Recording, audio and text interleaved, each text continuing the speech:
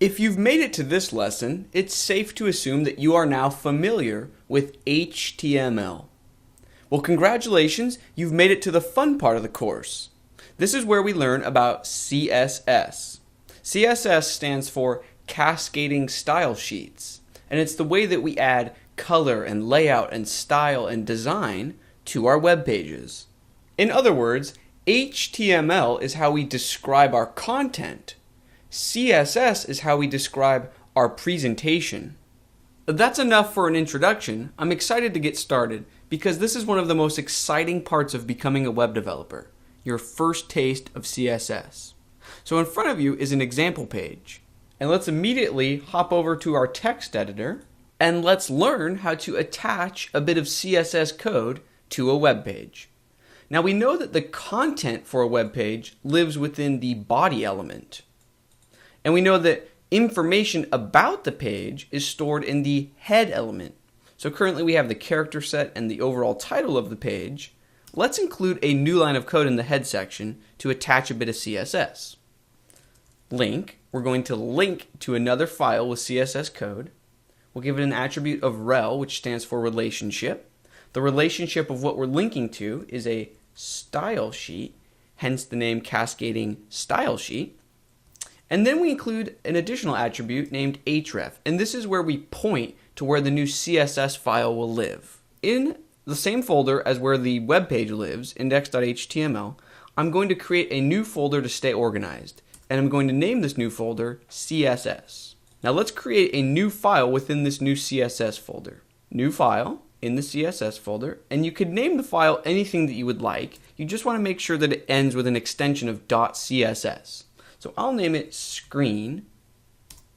So we now have a blank CSS file. Now back in index.html, we want to point to that file inside this href attribute. So we want to dig into the CSS folder, then / once we're in the folder, and then we'll type the name of the new CSS file, screen.css. Now we've successfully added a link to an empty style sheet. Let's hop over to that empty style sheet and write our first ever bit of CSS code. So we'll give ourselves a goal. Our goal is that we want this text, example heading, to be orange. So in our new blank file, we will write h1, curly brackets, color, orange. So if I save, refresh in the web browser, voila, we can see the heading is orange. So let's review the syntax that we just used to make that happen. This entire bit of code is known as a CSS rule. The CSS rule begins with a selector. In this case, we used h1 as our selector. And this is simply letting the web browser know which element we want to select to begin styling. So we selected the h1 element, which lives here on the web page, and it says example heading. Then, within the curly brackets, we can specify how we want to style the element that we selected. So, color is a property, and we're giving it a value of orange. When we combine a property with a value, it's known as a declaration. And we can have as many declarations in a CSS rule as we would like. So if we want to center the text, we can say text align, which is the property, and then give it a value of center. So if I save and refresh, you can see that that change has taken place. Let's give ourselves another goal. Let's style the paragraph elements on the page to be green. So that would include this element, and this element. So we'll hop over to our style sheet and we'll create a new rule. The first step is a selector. We want to select the P or paragraph elements. Open up our curly brackets. The property is color, and we'll give it a value of green.